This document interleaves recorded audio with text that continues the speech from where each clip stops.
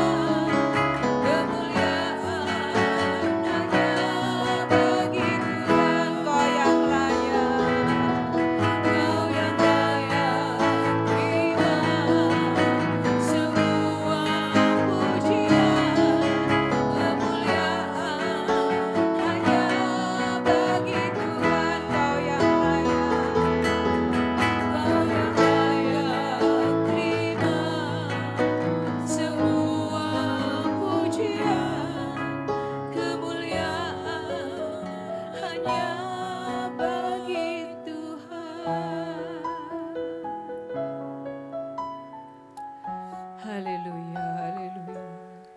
Bapa kami dalam surga, dalam nama Tuhan Yesus, hanya Engkau yang layak menerima pujian Tuhan Yesus. Karena kami ada sampai saat ini semua karena Engkau, karena kasih-Mu yang luar biasa, karena kesetiaan-Mu yang tidak pernah meninggalkan kami. Maka sore ini kami boleh ada di tempat ini. Kami bersyukur. Oleh sebab itu hanya Engkau saja Tuhan yang layak menerima pujian Tuhan. Terima kasih ya Allahku, terima kasih. Kami sangat bersyukur Tuhan.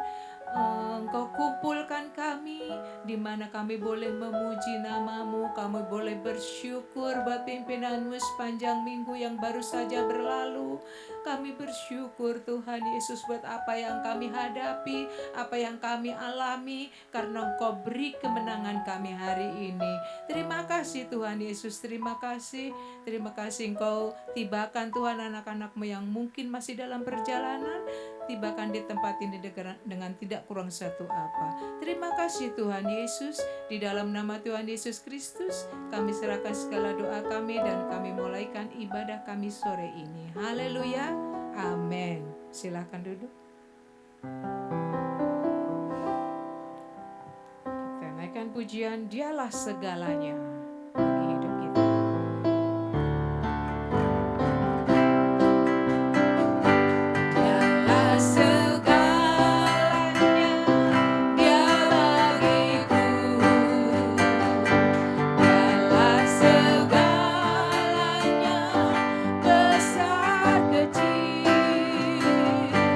Korbankan dirinya dan selamatkanku.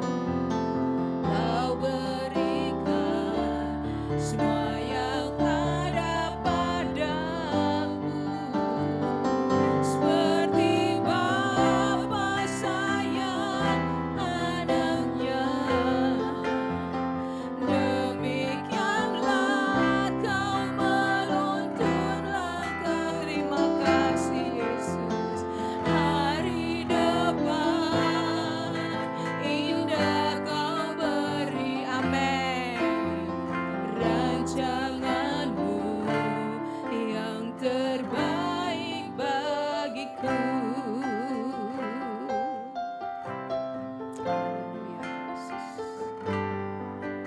Bapa,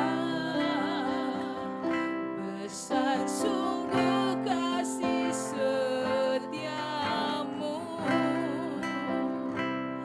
nyata sungguh perlindunganmu, tak satu kuasa mampu pisahkan aku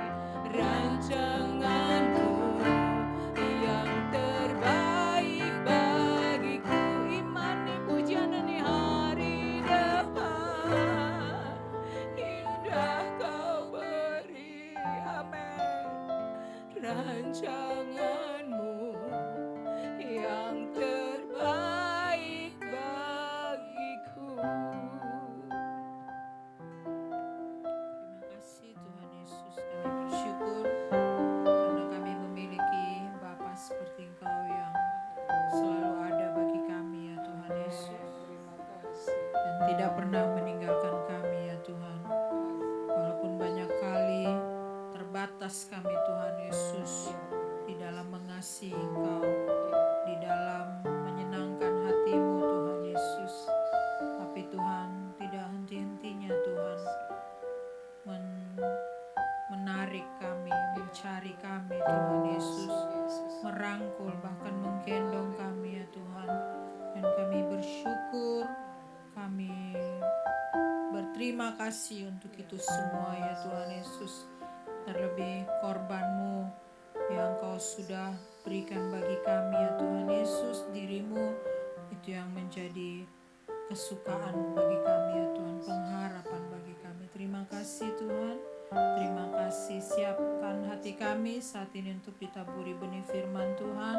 Mari berbicara lewat hamba-Mu, layakan hamba-Mu, layakan kami semua Tuhan Yesus, untuk kami boleh menerima kebenaran firman Tuhan. Tolong kami untuk fokus, konsentrasi kepada firman-Mu Tuhan. Dan sungguh firman yang dibentangkan, sungguh Tuhan berasal daripada hikmat-Mu saja ya Tuhan Yesus. Dan biar segala kemuliaan hormat hanya kembali kepada Engkau ya Tuhan Yesus. Terima kasih Tuhan. Terpuji-puji Engkau Yesus Allah kami, dalam nama Yesus kami sudah berdoa mengucap syukur. Sambut firman Tuhan. Haleluya. Amin.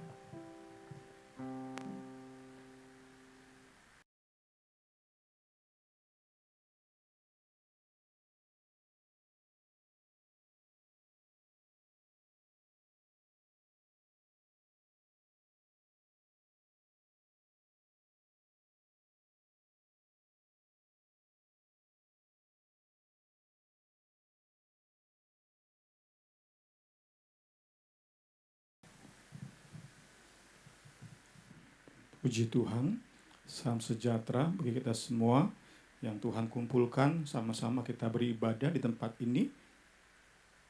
Kita sore hari ini akan melihat kisah pemeliharaan Allah di tengah pembantaian bayi di kota Bethlehem. Kita akan melihat narasi tersebut. Kita akan coba maknai apa yang Tuhan kasih kepada kita semua di sore hari ini. Puji Tuhan.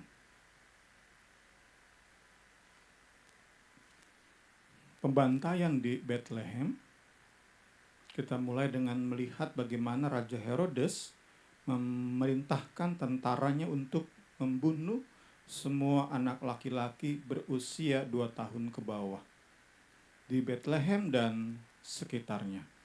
Dari Matius 2 ayat 16, terjemahan kontemporer, kita lihat sama-sama. Saat menyadari bahwa para ahli perbintangan itu telah memperdayanya, Raja Herodes menjadi murka. Maka dia mengirim tentaranya untuk membunuh semua anak laki-laki yang berusia 2 tahun ke bawah di Bethlehem dan sekitarnya. Itu sesuai dengan waktu munculnya bintang yang diketahuinya dari para ahli perbintangan itu. Kita awali dengan pertanyaan yang kritis. Peristiwa ini peristiwa fiktif atau real? Bagi beberapa orang, peristiwa ini fiktif karena tampak terlalu kejam. Perintah pembantaian bayi ini terlalu kejam untuk dilakukan oleh seorang manusia. Namun demikian, buku-buku sejarah mencatat kekejaman Raja Herodes. Buku-buku sejarah terpercaya mencatat perbuatan-perbuatan keji, sadis, bengis dari Herodes demi mempertahankan kekuasaan, demi menerima penghormatan.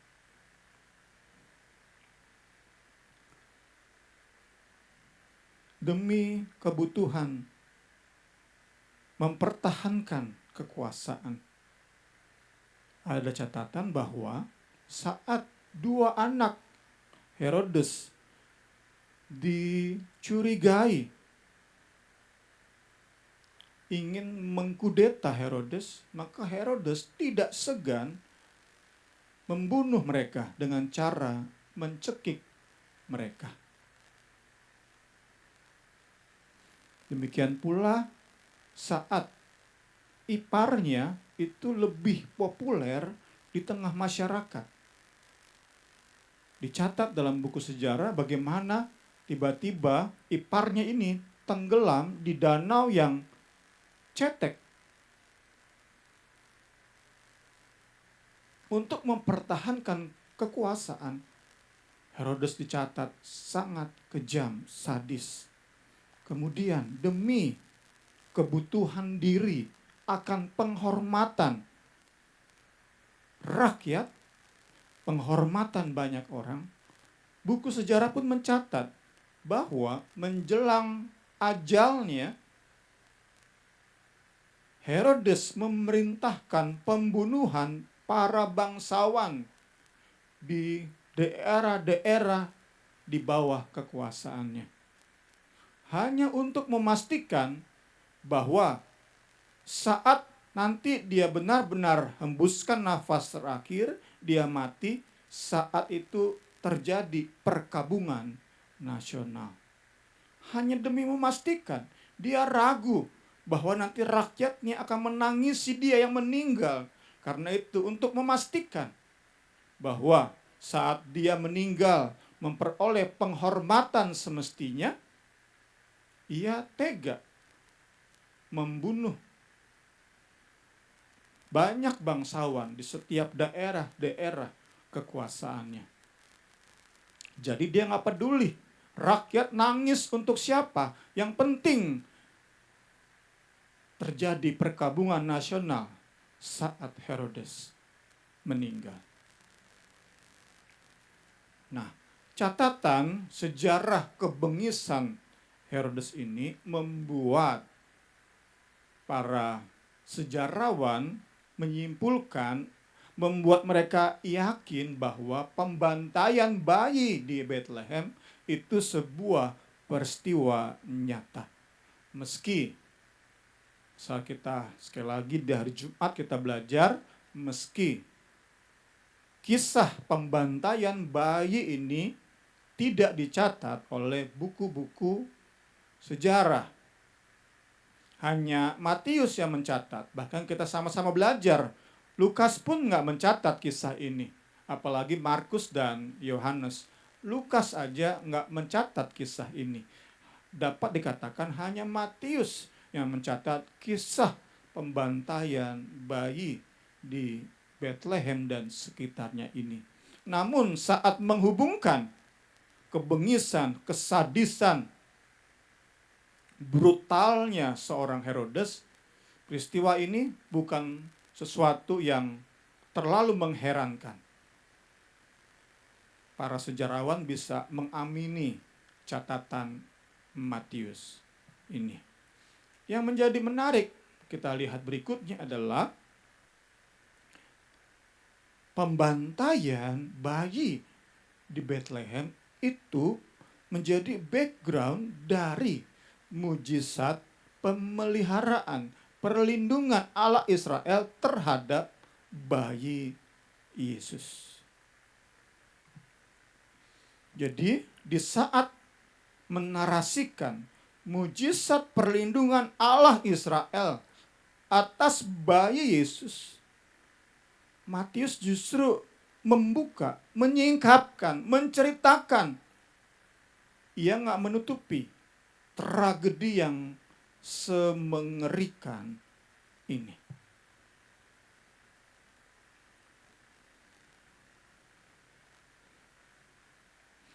Kita mulai masuk kepada poin-poin yang menjadi perenungan di sore hari ini. Seperti Matius ingin bilang, Allah Israel itu hanya melindungi Yesus. Allah tidak melindungi bayi-bayi lain di kota Bethlehem. Terjadi pembantaian saat itu. Entah ratusan atau mungkin ribuan papa mama yang kehilangan bayi oleh karena seorang bayi Yesus. Allah yang dikatakan penuh kasih, Allah yang maha kuasa. Tetapi Matius ceritakan, Allah yang maha kasih dan maha kuasa ini tidak menggagalkan niat Herodes. Tidak menggagalkan perintah Herodes. Allah hanya melindungi bayi Yesus. Itu mujizat. Bayi Yesus terlindung. Tetapi Allah Israel membiarkan begitu banyak bayi lain 2 tahun ke bawah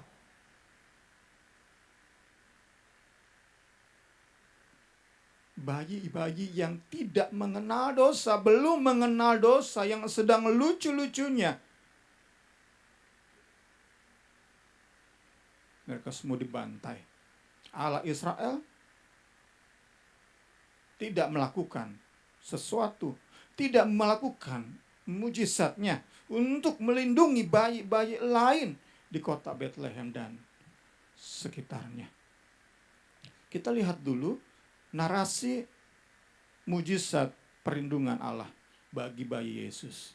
Matius 2 ayat 13. Ini narasi Matius. Cerita yang Matius sampaikan. Setelah ahli-ahli bintang itu berangkat, malaikat Tuhan menampakkan diri kepada Yusuf di dalam mimpi. Malaikat itu berkata, Herodes bermaksud mencari anak itu untuk membunuh dia. Karena itu bangunlah, bawalah anak itu dengan ibunya mengungsi ke Mesir.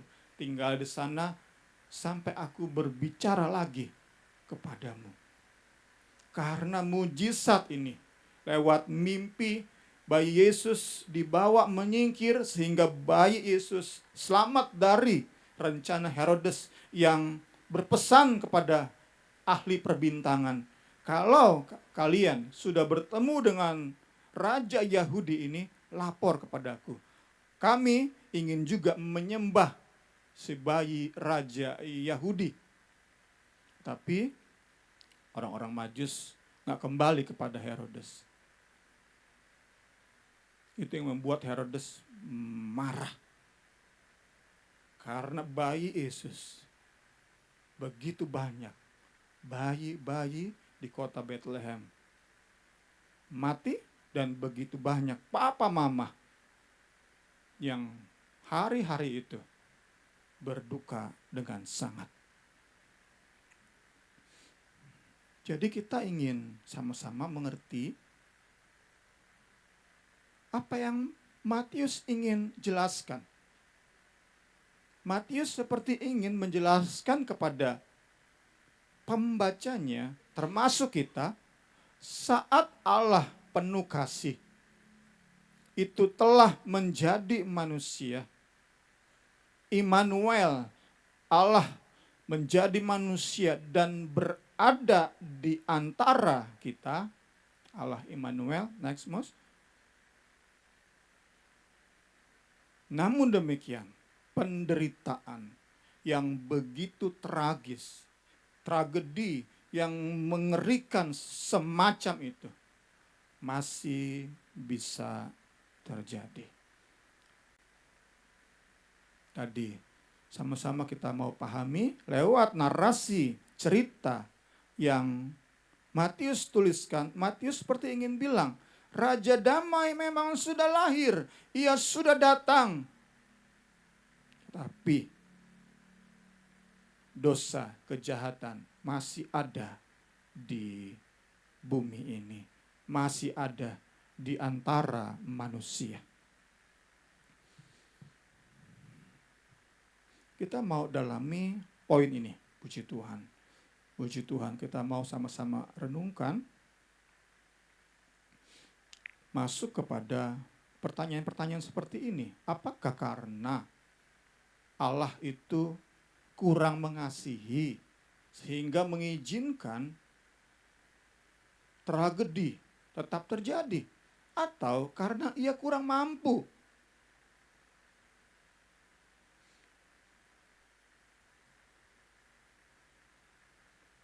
Pertanyaan-pertanyaan semacam ini banyak kali muncul ketika kita hadapi tragedi. Saat orang lain yang hadapi, kita bisa beri nasihat. Kita bisa seperti saya sore hari ini menyampaikan khotbah, menyampaikan ayat-ayat firman. Tetapi saat tragedi itu menimpa kita, pertanyaan ini menjadi relevan banget bagi kita. Apakah Allah kurang mengasihi? Atau ia mengasihi tetapi ia kurang mampu, kuasanya kurang dahsyat untuk membereskan apa yang sebetulnya ia ingin bereskan. Ia tahu Herodes pengen membunuh bayi-bayi di Bethlehem. Ia ingin menggagalkan, tetapi Allah kurang mampu sehingga tragedi itu terjadi. Apakah seperti itu? Atau memang karena ia kurang mengasihi manusia? Nah, kita masuk kepada the problem of evil. Masalah kejahatan. David Hume, seorang filsuf di abad 18, filsuf, sejarawan, ekonom, dicatat juga sebagai pustakawan asal Skotlandia. Ia berkeyakinan bahwa Allah dan kejahatan itu nggak mungkin eksis secara bersamaan. Ia berkata seperti ini. Ia menulis seperti ini. Apakah Allah ingin mencegah kejahatan tetapi ia nggak mampu? Jika demikian maka Allah yang lemah. Apakah ia mampu tetapi ia nggak mau? Maka ia Allah yang jahat. Apakah ia mampu dan mau? Lalu dari mana datangnya kejahatan? Dari mana datangnya berbagai bentuk tragedi yang kita hadapi?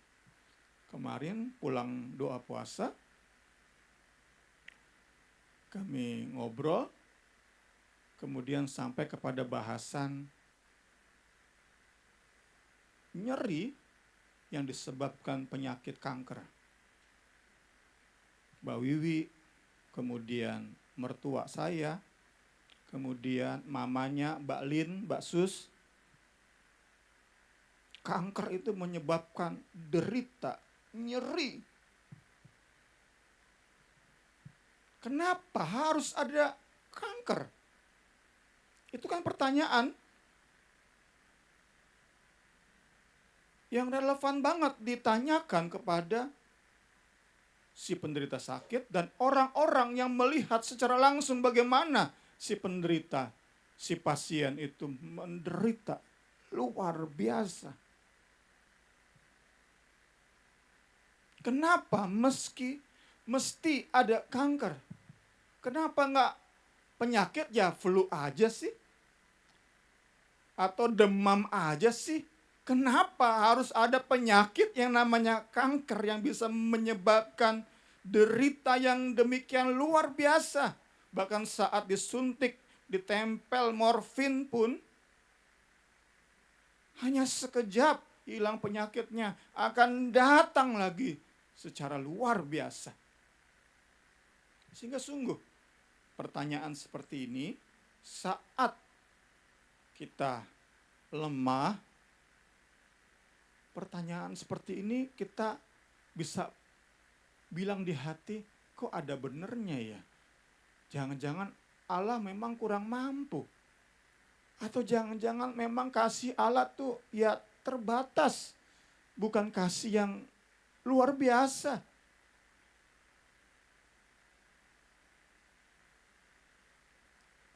Tentu pertanyaan seperti ini kita sudah lihat tadi, David Hume itu ada di abad 18, sekarang abad 21. Udah 3 abad pertanyaan ini terus khususnya disampaikan oleh para ateis, agnostik, mereka yang menolak Tuhan, terus disampaikan. Saat kita tidak saling menguatkan, saat firman Tuhan tidak menjadi bagian kita, pertanyaan semacam ini dapat membimbing kita kepada keraguan demi keraguan, kekecewaan demi kekecewaan. Pertanyaan-pertanyaan seperti ini perlu kita juga siapkan diri untuk jawab. Karena ini menjadi pertanyaan-pertanyaan Gen Z, Gen Alpha.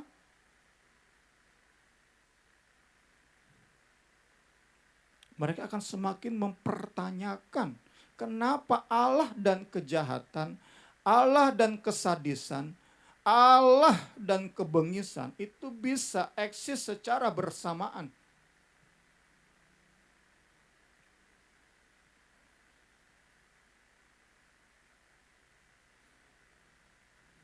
Ada beberapa kutipan saya ambil dari buku Who Made God di bab pertanyaan sulit tentang kejahatan. Kita lihat pertama adalah, saya coba menjawab hanya tentu singkat karena dalam konteks khotbah, bapak-bapak, ibu-ibu, saudara-saudari tentu bisa dalami lebih lanjut untuk jawab pertanyaan-pertanyaan semacam ini. Karena akan semakin relevan pertanyaan-pertanyaan seperti ini di pemikiran anak-anak di bawah kita. Junior-junior kita yang berpikiran semakin kritis. Yang gak bisa dicekoki sembarangan. Yang gak bisa asal aja kita indoktrinasi, ajari ini terus mereka percaya. Oh enggak, anak sekarang kritis. Nggak bisa seperti itu. Kita harus siap. Setidaknya dengan jawaban-jawaban yang terbatas tetapi bisa cukup untuk meredam keraguan mereka. Tentu dengan kasih kita, dengan ketergantungan pada Roh Kudus, tapi kita perlu sama-sama mengadres pertanyaan-pertanyaan semacam ini. Kita lihat secara cepat, kejahatan bukan sesuatu yang memiliki eksistensi sendiri, tapi merupakan kerusakan dari sesuatu yang telah eksis. Contoh, besi itu eksis lebih dulu, baru ada karat. Karat itu nebeng di besi. Besi itu kebaikan, kejahatan itu karat. Demikianlah, pohon ada lebih dulu, baru ada kebusukan. Gigi ada lebih dulu, baru ada gigi berlubang. Jadi kejahatan itu merupakan ketidakhadiran, absence dari sesuatu yang baik. Itu berarti yang ada lebih dulu adalah seluruh ciptaan Allah yang dikatakan sungguh amat baik. Itu yang lebih dulu ada, seperti besi, pohon, dan gigi. Nah, barulah saat dosa hadir, kejahatan merusak apa yang sungguh amat baik. Karena itu, di awal kita sudah disadarkan lewat buku ini. Oh, penyebab kejahatan ya manusia. Allah menciptakan sebelumnya seluruhnya sungguh amat baik. Kejadian 1:31. Maka Allah melihat segala yang dijadikannya itu sungguh amat baik. Tadi bagai besi yang baru selesai dituang atau dicetak. Seperti pohon yang sedang tumbuh bagus-bagusnya. Seperti gigi yang baru keluar dari gusi yang bagus-bagusnya. Itulah sungguh amat baik. Dosa hadir oleh karena manusia. Pertanyaan lebih lanjut, mengapa Allah menciptakan manusia yang bisa jatuh ke dalam dosa? Mengapa Allah menciptakan manusia yang mungkin jatuh ke dalam dosa? Jawabannya, karena Ia mau Adam, Hawa, dan umat manusia mengasihinya dari kehendak bebas mereka. Dari kebebasan kehendak mereka. Jika manusia Ia ciptakan dengan kondisi harus mencintai Dia, maka manusia diciptakan sebagai robot yang diprogram untuk taat kepada Allah. Taat, cinta yang dipaksakan itu dari buku yang saya baca, cinta yang dipaksakan itu pemerkosaan, rape. Allah nggak mungkin menciptakan manusia sebagai robot. Tadi ya, kita masih jawab pertanyaan, kenapa harus manusia itu diciptakan dalam kemungkinan untuk jatuh dalam dosa? Sehingga dosa hadir, kejahatan yang kita lihat sampai detik ini, kejahatan Herodes, tragedi pembantaian bayi itu eksis, itu ada. Dia numpang di dunia yang diciptakan dengan segala kebaikannya ini.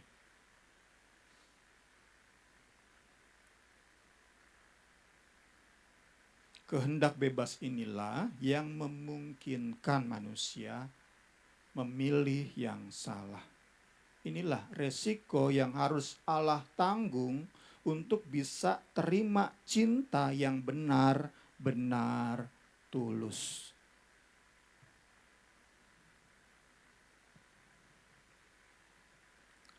Kita bisa gambarkan seperti hubungan suami istri.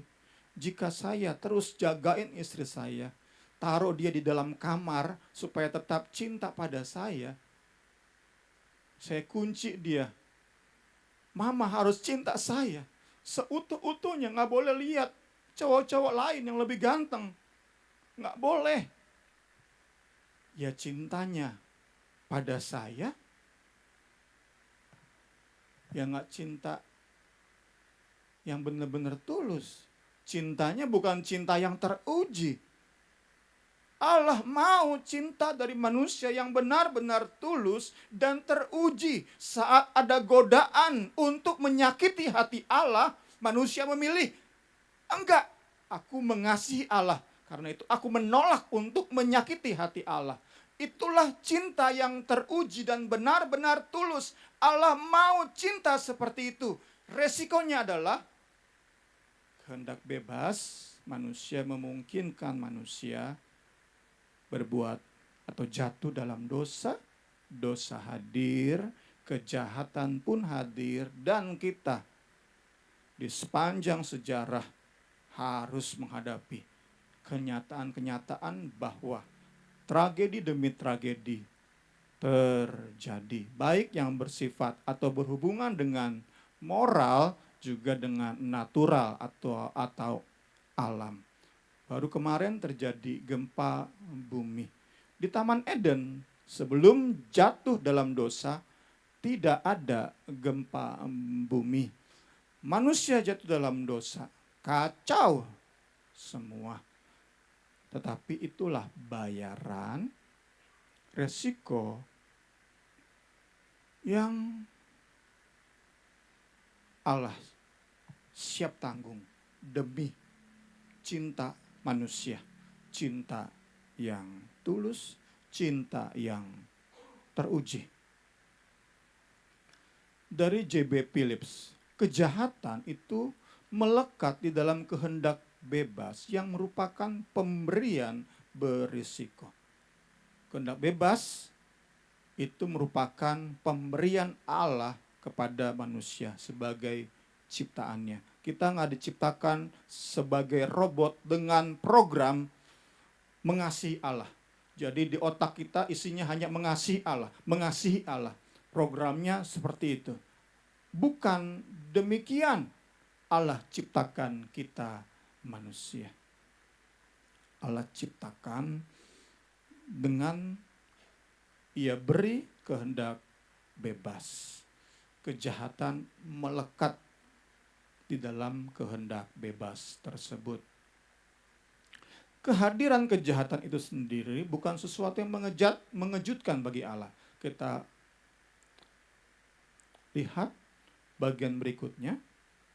Dalam kemahatauannya ia dapat mengerjakan kebahagiaan mendalam dalam hidup manusia ciptaannya, bahkan melalui kejahatan. Roma 8 ayat 28 itu kita aminkan.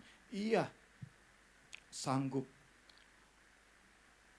melakukan segala sesuatu, memberikan kebaikan, mengerjakan kebaikan di dalam segala keadaan. Di dalam berbagai situasi, melalui berbagai keadaan, bagi kebaikan orang-orang yang mengasihi Dia.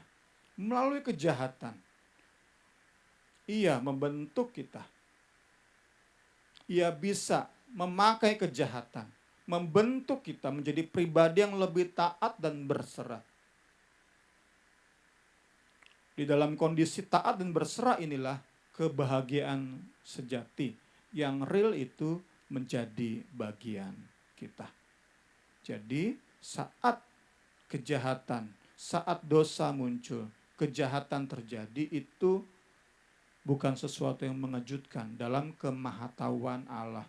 Bahkan dalam kemahatauannya, dalam kemahakuasaan, dalam kemahakasihnya Allah, Ia sanggup memakai kejahatan untuk membentuk kita taat berserah, sehingga di dalam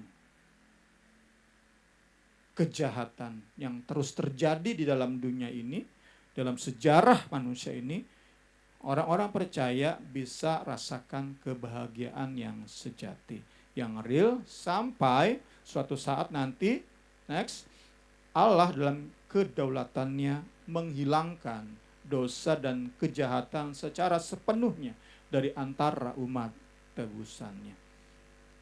Jadi dapat saya simpulkan lewat buku yang saya jadikan referensi ini, jawaban terhadap pertanyaan David Hume adalah bukan Allah nggak mau, bukan Allah nggak mampu, tetapi belum saatnya. Ada saatnya di mana kejahatan benar-benar udah tidak ada di antara umat tebusannya.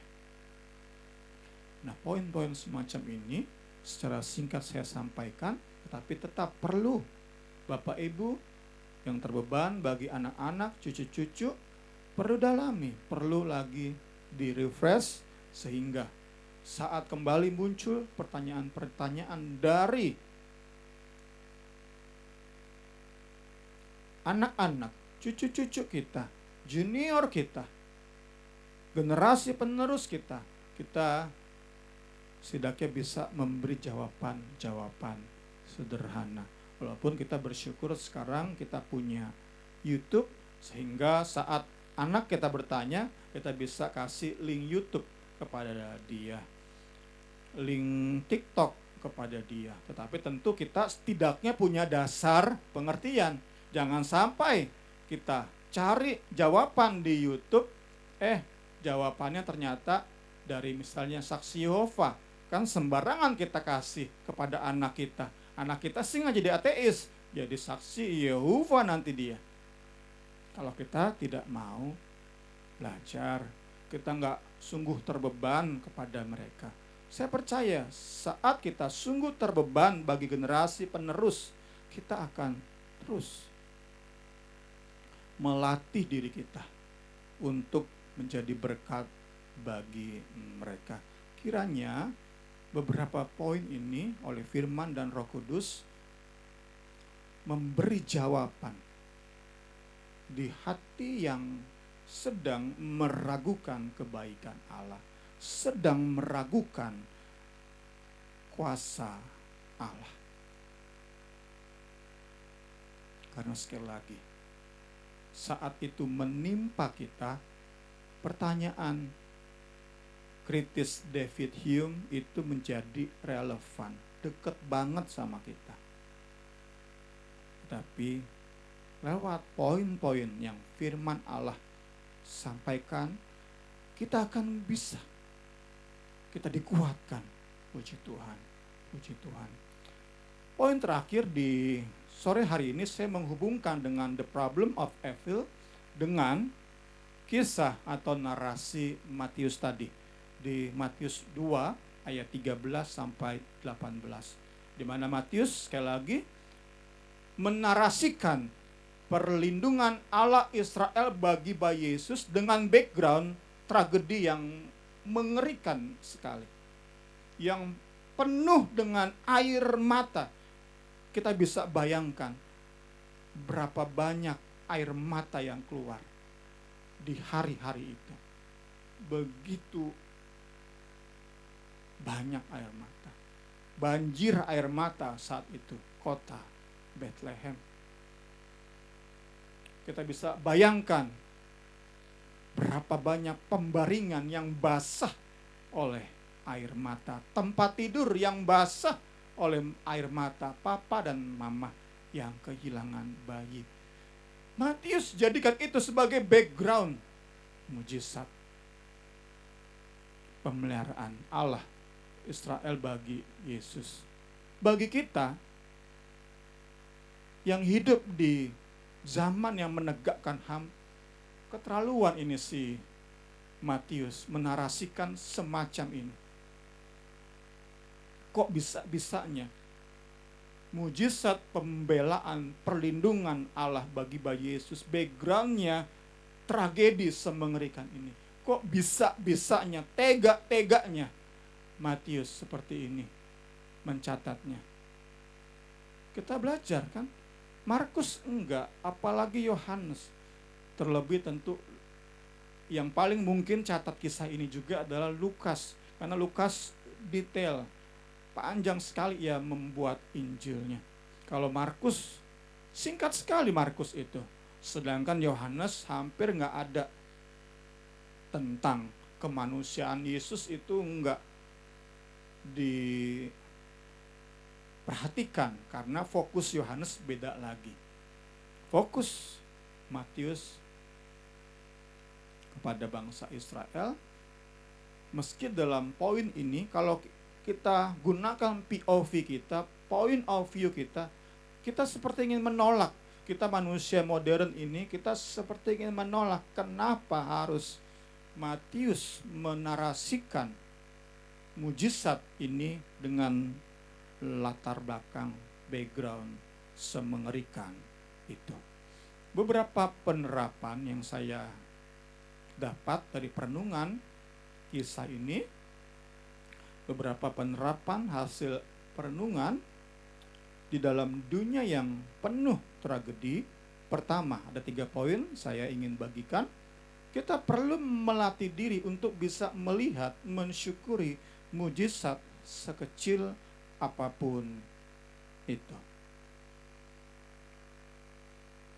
Kalau kita bandingkan dengan misalnya mujizat terbelahnya laut kosong, maka mujizat perlindungan bayi Yesus itu terlihat kecil. Kan bisa aja bayi Yesus itu dibuat raib saat tentara-tentara datang. Itu jauh lebih nyaman bagi Maria dan Yusuf. Tinggal dibuat oleh malaikat, bayi Yesus nggak kelihatan. oleh tentara-tentara Herodes. Bisa kok, di perjanjian lama Allah Israel bisa lakukan itu. Kenapa? Di kisah narasi ini, Allah Israel nggak berbuat, tidak melakukan mujizat semacam itu.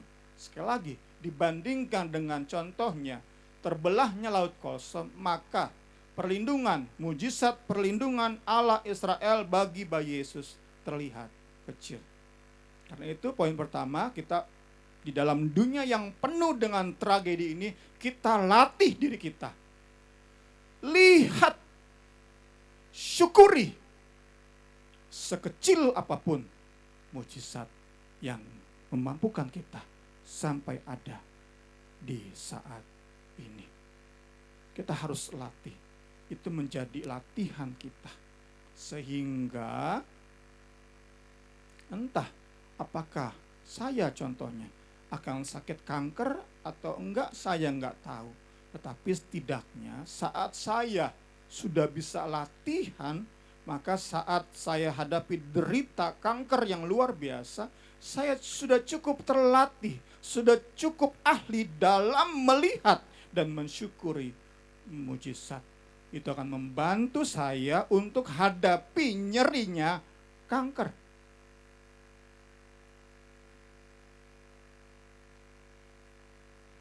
Kedua, kita perlu kubur dalam-dalam harapan melihat Allah menciptakan kondisi ideal di dunia yang sekarang ini. Kita harus kubur dalam-dalam pengharapan semacam itu. Pengharapan semacam itu hanya akan mengecewakan kita. Kita nggak bisa mengharapkan sehebat apapun kita berdoa puasa. Kita nggak bisa mengharapkan Allah menciptakan kondisi ideal di dunia yang sekarang ini.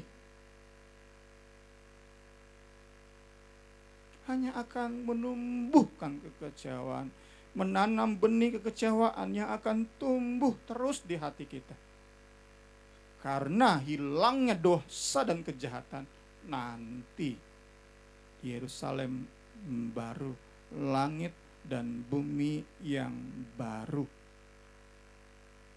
Kalau kita kaitkan dengan narasi Matius, idealnya seperti ini loh. Saat Raja Damai lahir, hati Herodes diubahkan. Itu idealnya. Atau setidaknya udah keluar perintah dari Herodes, rencana batal, rencana pembunuhan bayi batal, karena Raja Damai sudah lahir. Itu kan idealnya kita. Karena itu kita perlu kubur dalam-dalam harapan melihat dunia yang ideal di saat ini. Nanti di langit yang baru, bumi yang baru, kejahatan, tragedi, air mata akan hilang.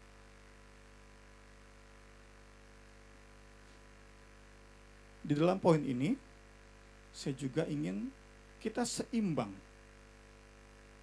Karena kita tahu dunia ini nggak ideal, kita juga jangan terlalu naif dengan berpikir, semua orang pada dasarnya baik. Apalagi orang-orang beragama. Herodes dikelilingi oleh orang-orang beragama. Terbukti saat ada orang-orang Majus, ia panggil ahli-ahli Taurat. Herodes dikelilingi orang-orang beragama. Tetapi apakah dia orang baik? Enggak. Kita seimbangkan.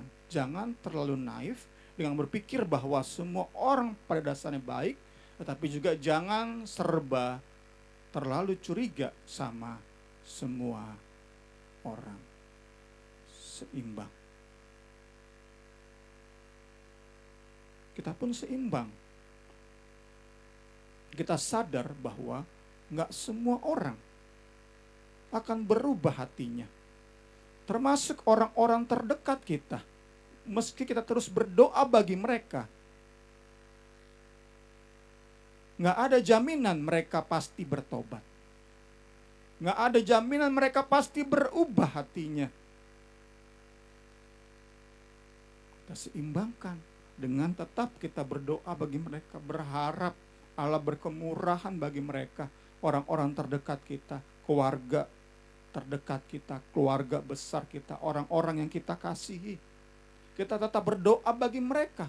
Tetapi dalam keseimbangan bahwa sehebat apapun kita berdoa, nggak semua orang diubahkan hatinya.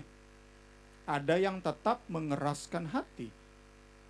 Tepat seperti Herodes. Nggak semua orang bisa bertobat. Sekeras apapun kita berdoa. Terakhir yang ketiga.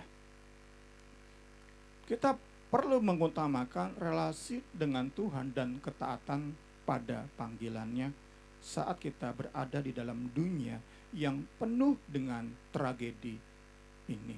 Dalam kita menjalani hidup dan pelayanan di dalam dunia yang jahat ini, kita perlu menjadikan relasi dengan Tuhan dan ketaatan, kesungguhan jalani panggilannya sebagai tujuan utama kita. Fokus hidup kita. Itu akan membebaskan kita dari berbagai bentuk rasa bersalah dan tuntutan nurani. Kita akan capek sendiri saat kita ingin menjadi pahlawan, sok jadi pahlawan, ingin menciptakan kondisi ideal di tengah dunia yang jahat ini dengan kekuatan kita. Kita akan capek sendiri, kita akan dikejar oleh rasa bersalah. Kita coba menyelami kondisi emosional Yusuf dan Maria. Mereka akan berpikir, karena anak kami ratusan bayi harus mati. Kalau Yusuf sok pahlawan, sok jadi pahlawan, maka sebelum nyampe Mesir, dalam perjalanan ke Mesir, dengar berita perintah Herodes, maka Yusuf akan bawa setidaknya 10-20 bayi, atau ia akan kumpulkan orang-orang tua di Bethlehem, ajak mereka rapat.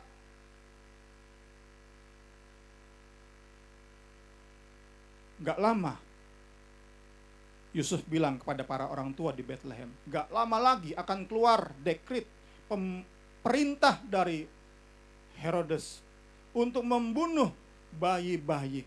Ayo kita semua lari ke Mesir, ngungsi ke Mesir. Itu kan sangat-sangat patriot ya, seorang pahlawan. Tetapi Matius nggak catat seperti itu. Yusuf dan Maria panggilannya hanya Tuhan pakai untuk pelihara bayi Yesus. Saat kita bisa jalani hidup ini, punya relasi baik dengan Tuhan, tahu panggilan, jalani dengan sungguh-sungguh, kita nggak capek sendiri melihat dunia yang semakin hari semakin jahat ini. Karena kita kalau terlalu pengen capai kondisi ideal, kita capek sendiri. Di tengah-tengah bangsa kita ini aja, semakin hari semakin banyak yang kesulitan. Sedangkan kita pengen bagi mereka, pengen berbagi harta bagi mereka aja sulit kita. Kita akan capek sendiri. Kita akan dikejar oleh nurani kita, rasa bersalah itu. Karena itu dalam hidup ini, fokus utama hidup ini, relasi dengan Yesus secara pribadi, mengerti panggilan hidup kita, all out jalani. Bagian kita, bagian Matius, bagian Yusuf dan Maria, pelihara satu bayi ini. Iya, mereka nggak ditugaskan untuk pelihara banyak bayi di Bethlehem. Maria dan Yusuf tidak sok jadi pahlawan. Kiranya pembelajaran kita di sore hari ini membawa kita pada hal-hal yang lebih dalam lagi dalam penggalian kita terhadap apa yang ingin Matius sampaikan. Pengertian-pengertian baru terhadap narasi yang Matius tuliskan. Kita akan terus belajar banyak. Kita percaya terlalu banyak harta yang tersimpan di dalam Injil ini.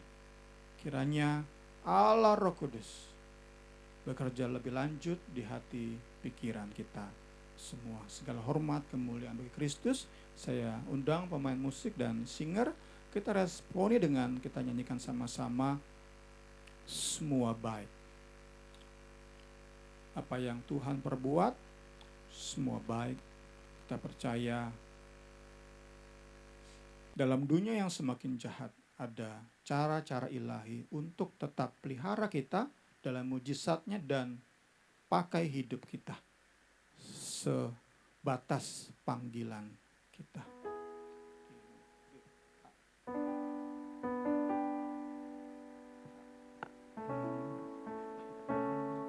Dari semula telah kau serta. Sama-sama kita berdiri.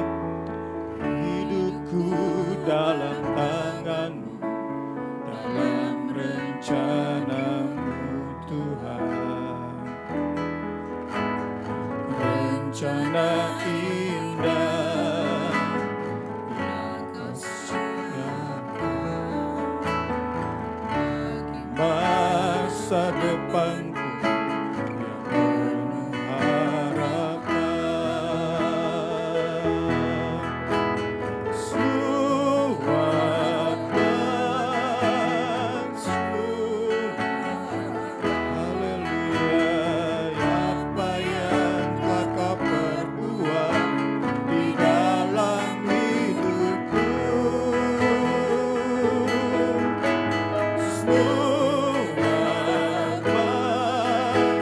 Sungguh teramat baik Kau jadikan, amin, semua baik, semua baik,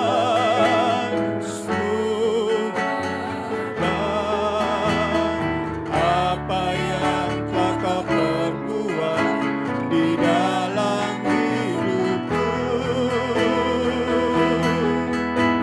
Semua baik, sungguh teramat baik Kau jadikan hidupku berani.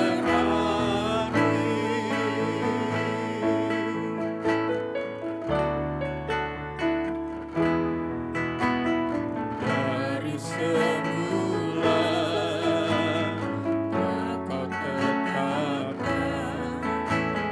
hidupku dalam tangan-Mu, dalam rencana. Terima kasih, syukur, rencana indah Kau siapkan. Haleluya. Amin, amin, amin.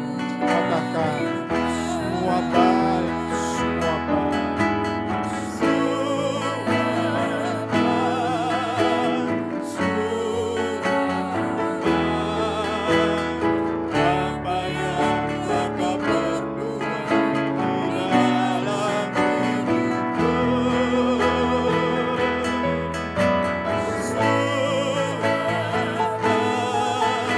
Sungguh teramat baik Kau jadikan hidupku.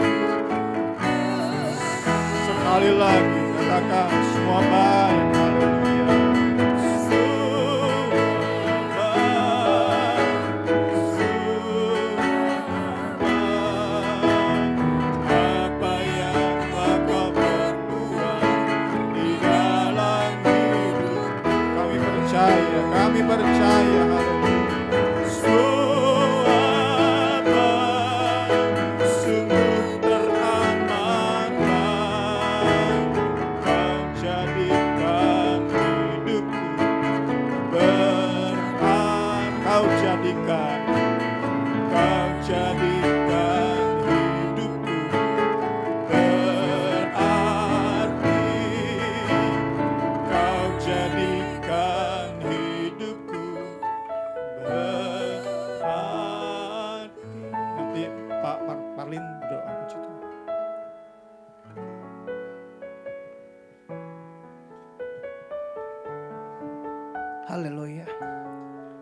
Yesus, firman-Mu dan pujian ini membawa kami pada satu pemahaman bahwa sesungguh-sungguhnya Engkau adalah Allah yang berdaulat sejak dunia ini ada.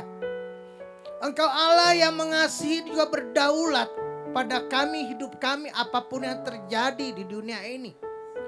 Tragedi, tirani, intimidasi, konspirasi, semua kesulitan hidup, semua tantangan yang kami hadapi, tekanan-tekanan, himpitan yang terjadi. Itu semua Tuhan izinkan agar kami semakin menyadari bahwa Engkau adalah Allah. Engkau adalah Allah yang berdaulat buat kami. Terima kasih Tuhan untuk firman-Mu.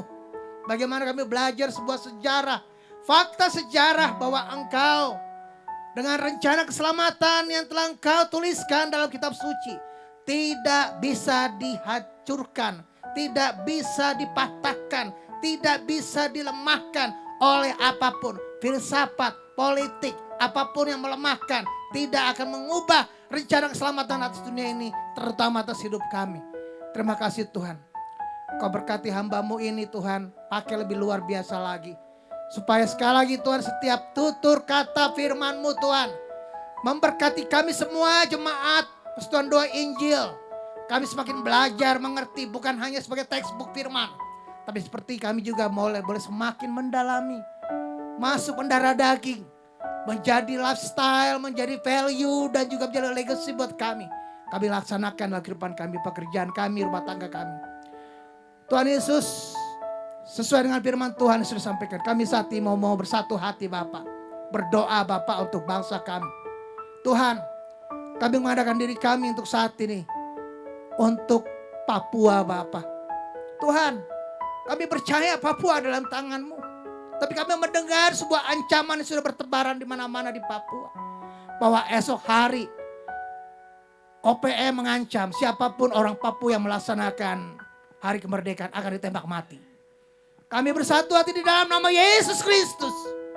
Roh pemecah, roh kudus Tuhan, roh yang membunuh jiwa-jiwa anak bangsa, kami tangking, kami tolak di dalam nama Yesus.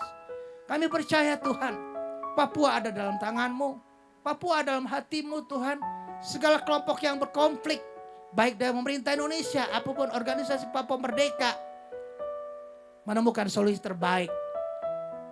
Kami percaya Tuhan, semua aparat, semua kepala daerah di 5 provinsi di Kepulauan Papua Bapak, sama-sama bertelut kepada Tuhan, menjalankan semuanya sesuai dengan visi Tuhan. Sehingga kami percaya Bapak, segala keamanan boleh terjadi dengan baik pada saat kami merayakan kemerdekaan kami ke-81 esok hari. Kami juga berdoa mengarahkan hati kami kepada Aceh. Kami melihat sendiri kerusuhan kemarin Bapak, memperingati hari damai perjanjian Helsinki. Tuhan, kami percaya Bapak, kedaulatan-Mu sudah kami pelajari pada sore hari ini. Engkau juga berdaulat buat Aceh Bapak. Kau peringatkan mereka, para pemimpin-pemimpin yang sudah menikmati banyak hal dari negara kami. Kami menyadari bahwa ada begitu banyak kekurangan. Tapi satu hal, biarlah Tuhan juga berdaulat atas Aceh Bapak. Terutama orang-orang Kristen yang di sana. Terutama orang-orang yang tidak tahu apa-apa. Yang tidak mengerti akan konflik yang berkecamuk sampai saat ini Bapak. Terkait dengan kasus kemarin Bapak, khususnya di Masjid Raya Banda Aceh. Lambang negara kami dirusak, dihancurkan, dan kami dihina. Ajar kami sekali lagi dalam firman Tuhan ini Tuhan. Kami percaya Kau berdaulat Bapak. Ajar kami percaya Bapak, kami tidak sok jadi pahlawan. Tapi kami percaya, kami berdoa, mengarahkan hati kami kepada Engkau, Allah atas sejarah. Engkau Allah atas bangsa kami. Engkau pemegang Allah untuk Indonesia Bapak. Terima kasih Tuhan, terima kasih. Kami juga berdoa juga, kami mengarahkan diri kami juga kepada NTT. Terutama Maumere dan Manggarai, Flores. Kemarin diguncang gempa 7,7 magnitudo. Tuhan, ini adalah Tuhan izinkan buat kami semakin sadar supaya kami kembali kepada Tuhan. Apapun itu beritanya, apakah untuk gempa buatan, konspirasi atau apapun, kami cuma bertelut kepada Tuhan, memohon pertolongan Bapa. Segala pemulihan yang terjadi untuk korban-korban yang meninggal dan juga korban luka, dan segala pemulihan bangunan dan semua di NTT, terutama di Flores, di Manggarai dan juga di Maumere. Engkau campur tangan ya Bapa. Untuk aparat pemerintah di sana turun tangan dengan baik. Tim medis bekerja dengan baik. Kami serahkan Tuhan untuk juga di NTT dalam tangan Tuhan. Terlebih besok Tuhan, kami serahkan Indonesia dalam tangan-Mu. Peringatan 81 tahun kemerdekaan negara kami. Biarlah kami Tuhan semakin memahami Tuhan bersama dengan negara ini 81 tahun lamanya. Dengan segala perjalanan yang boleh terjadi, kami berdoa Bapa untuk rangkaian acara upacara penaikan bendera, sampai juga acara pesta rakyat, sampai juga pada acara apapun yang akan digagas oleh pemerintah kami, masyarakat, tokoh masyarakat, termasuk gereja. Kami serahkan dalam tangan Tuhan. Engkau jaga keamanan negara kami Bapa. Engkau jaga kondusivitas negara kami Bapa. Kami tidak ingin negara kami kembali tercerai-berai. Orang-orang yang berniat mengacaukan negara kami tangking dalam nama Yesus Kristus. Terima kasih Bapak, terima kasih. Kami bersyukur sore hari ini. Dan biarlah kami juga sebentar akan memberikan persembahan kami. Sama seperti Engkau memberikan yang terbaik buat kami. Biarlah kami memberikan yang terbaik untuk mulia nama-Mu. Sekali lagi Tuhan, kami bersyukur untuk apapun yang sudah Tuhan berikan pada sore hari ini. Dalam nama Tuhan Yesus Kristus, kami sudah berdoa bersyukur. Haleluya. Amin.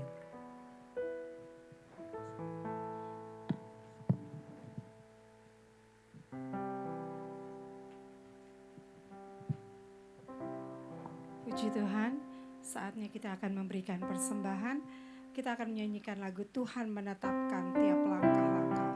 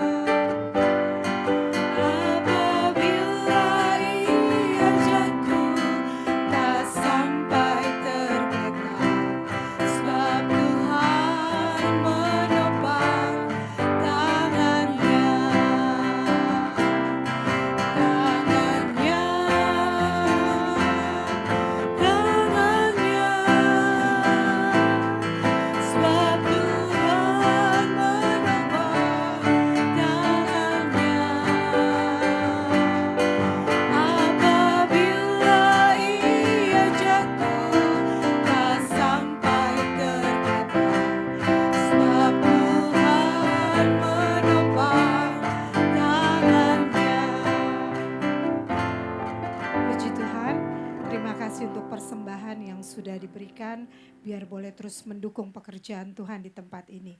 Pengumuman rangkaian ibadah sepanjang minggu ini hanya ada Zoom online hari Selasa dan Jumat dan ibadah minggu di tempat ini. Tetapi minggu depan kita jam 4 sore mulainya. Jam 4 sore ya, saya mengundang Bapak, Ibu, Saudara-saudari untuk datang karena minggu depan itu adalah ibadah event gitu ya. Jadinya untuk merayakan Hari Raya Kemerdekaan Republik Indonesia. Kita juga berdoa yang berulang tahun hari Selasa atau hari Rabu yang buat AB Pak Guru. Selasa ya tanggal 12 kita berdoa buat AB itu anaknya Pak Guru, biar dengan bertambahnya usia biar Tuhan pakai AB lebih dewasa, lebih cinta Tuhan, dalam pekerjaannya juga AB boleh diberkati dan boleh berdampak dimanapun AB berada. Kita berdoa juga buat Mbah Harsono, hari Sabtu kemarin Tuhan tambahkan umurnya 1 tahun lagi, genap 93 tahun. Luar biasa, walaupun secara fisik lemah, tapi kita percaya itu pemeliharaan Tuhan luar biasa buat Mbak. Kita tetap doakan buat Mbah Harsono biar tetap semangat untuk mau makan. Biar dengan tubuh sehat Mbah boleh kembali lagi minggu-minggu berikutnya untuk hadir di tempat ini. Saya serahkan kepada Bu Rora untuk pengumuman acara minggu depan. Terima kasih Bapak Ibu Saudara-saudari sekalian ya terkait untuk minggu depan. Seperti yang sudah di-share ke Bapak Ibu ya. Minggu depan kita udah ada 2 kelompoknya ya. Jadi ada kelompok merah dan putih. Kemudian yang kelompok merahnya yang koordinator lapangannya adalah korlapnya adalah Mbak Atik. kemudian yang kelompok putihnya itu adalah Gunawan. Nah, masing-masing yang ada di situ adalah anggotanya. Kalau ada yang sudah menginformasikan, kebetulan mereka ada acara keluarga, jadi nggak bisa. Jadi nanti yang lain itu tinggal menyesuaikan. Kalau misalnya ada dari yang kami list itu datang, silahkan bisa masuk ke salah satu dari grup itu. Dan kemudian karena kita ada perlombaan-perlombaan yang contohnya seperti lomba makeup pasangan, mohon ini semua sumber dayanya mandiri ya. Jadi Bapak Ibu Saudara mohon dengan sukacita, nggak usah beli Revlon langsung ke toko. Apa yang udah melewat-lewat di ini pakai aja ya dari grupnya masing-masing untuk alat makeupnya, karena itu dari anggota grupnya masing-masing nanti. Kemudian juga untuk lomba fashion show-nya, setiap grup itu menyiapkan bahan-bahan yang daur ulang yang harusnya menjadi sampah, sudah disiapkan dari rumah, nanti tinggal di sini mendandani jagoannya gitu ya. Jagoannya bisa itu berupa koran bekas, bahan-bahan material apa, kardus, plastik gitu, kain perca. Kalau yang lain itu juaranya itu lomba ini lomba kreativitas dan artistik ya. Artistik itu dalam tanda petik ya, sudut pandangnya terserah juri ya, artistiknya itu ya. Dan nanti di sini anggota timnya nanti yang akan mendandani sang jagoannya ya, tapi bahan-bahannya, materinya udah disiapkan dari rumah. Jadi silahkan setiap grup berdiskusi, kita mau bikin apa nih ya gitu, koran bekas lah apalah gitu ya. Kemudian atau juga saset-saset, kalau Bapak Ibu suka lihat itu di jalanan tuh orang-orang suka bikin tas dari bahan sasetan kopi kapal api lah apa gitu ya. Nah, itu juga sampah yang harusnya sampah tapi di reduce lagi, di ini lagi dimanfaatkan. Kemudian kita akan ada juga lomba hias tempat sampah. Bapak Ibu juga nanti silakan anggota grupnya menyiapkan dekor apa. Kalau lihat nanti tempat sampah itu bayangkan yang bahan plastik yang ukuran 25 kilo ya. Yang besar itu, nah nanti setiap kelompok akan menghias itu. Jadi silakan mau stiker, mau apa yang memang bisa nempel di situ, tapi memang tidak mengurangi fungsionalnya. Jangan nanti karena terlalu gaya nanti lah udah bukan jadi tempat sampah gitu. Jadi kita tutupnya jadi nggak bisa dimanfaatkan gitu. Yang penting fungsional gitu. Dan kemudian lombanya itu di seni untuk menghias tempat sampah itu. Kemudian ada juga tebak lagu kebangsaan. Silakan seminggu ini apalin tuh, dengerin lagu-lagu ya.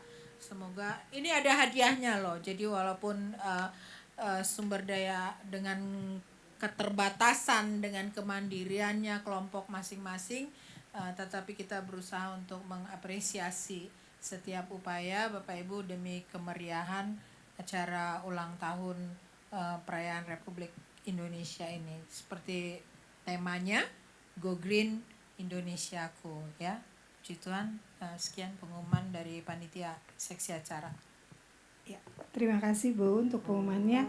Jadi diingatkan ya, kalau misalnya ada yang memang banyak yang nggak hadir saat sore hari ini, kita kalau misalnya ketemu sepanjang minggu besok, ingatkan gitu ya, supaya grup kita bisa menang. Karena hadiahnya luar biasa nih, panitia sudah menyiapkan hadiahnya surprise pokoknya. Ya, kita akan tutup ibadah kita saat malam hari ini. Saya undang bangkit berdiri. Kita akan nyanyikan lagu Yesus Kau Sungguh Baik.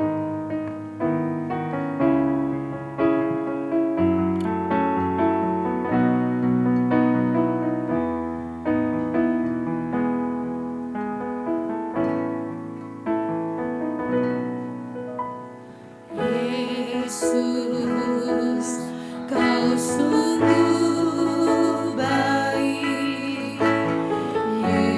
Yesus, namamu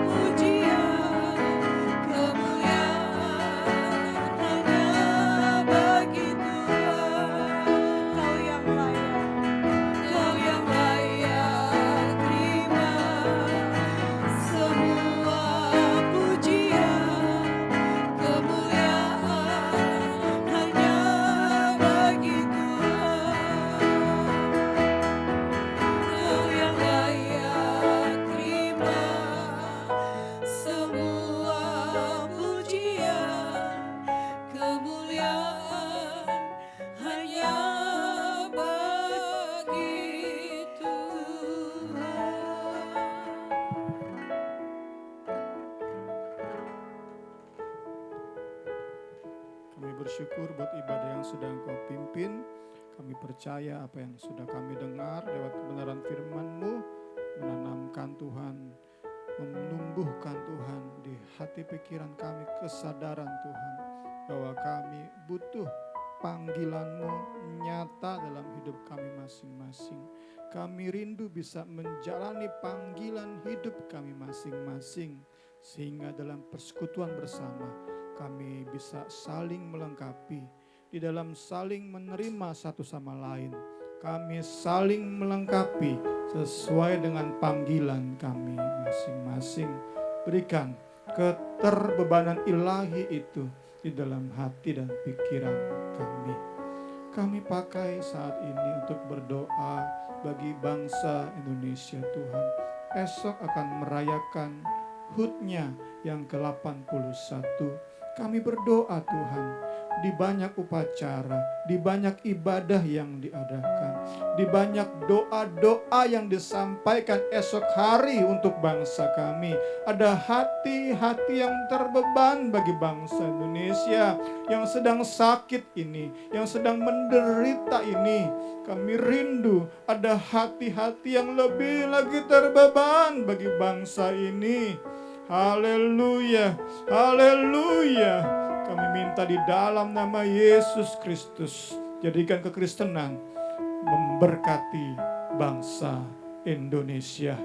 Kami berdoa, kami bersyukur buat saudara-saudara kami Tuhan yang berulang tahun, baik AB di masa mudanya. Kami berdoa Allah Roh Kudus bekerja di hati pikirannya Tuhan, untuk dia lebih lagi takut akan Engkau, mendekatkan dirinya kepadamu Tuhan, semakin mengerti apa yang Kau mau dari hidupnya. Kami berdoa buat papa, mama, adik, seluruh keluarga besarnya, menjadi berkat bagi AB Tuhan, menjadi inspirasi, teladan bagi AB. Kami berdoa juga buat Mbah Harsono di masa tuanya. Tetap kami memohon belas kasihan-Mu, beri terus Tuhan kesempatan-kesempatan indah yang berharga, yang berarti bagi hidupnya untuk memberkati banyak orang, terlebih orang-orang terdekatnya, isi rumahnya, keluarga besarnya. Di dalam nama Yesus Kristus tetap ada perkataan-perkataan yang membangun, yang memberkati banyak orang dari mulut Mbah Harsono. Nama Yesus saja dipuji dan dipermuliakan.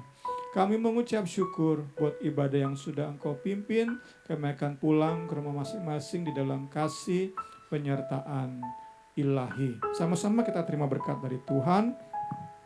Tuhan memberkati engkau dan melindungi engkau.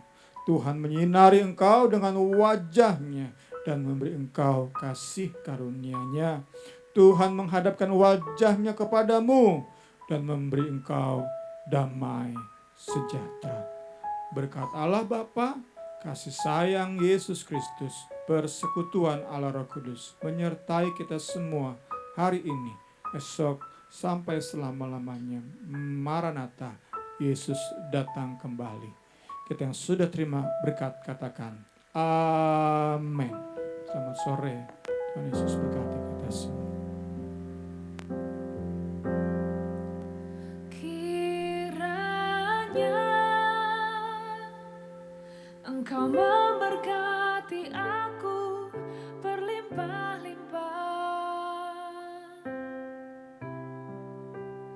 dan memperluas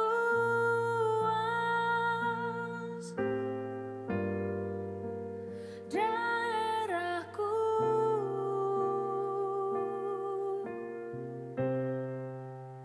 dan kiranya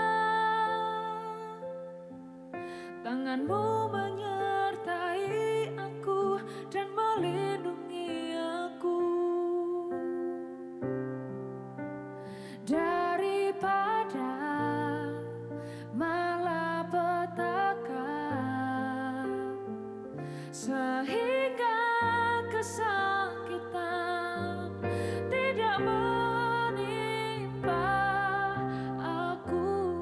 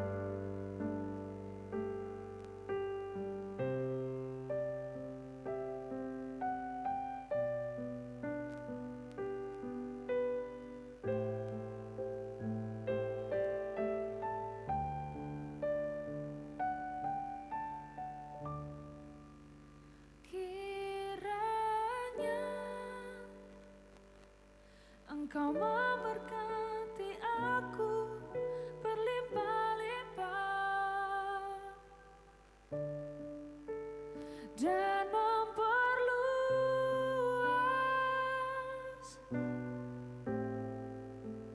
daerahku,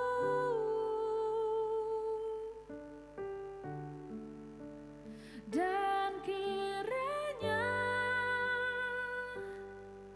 tanganmu menyertai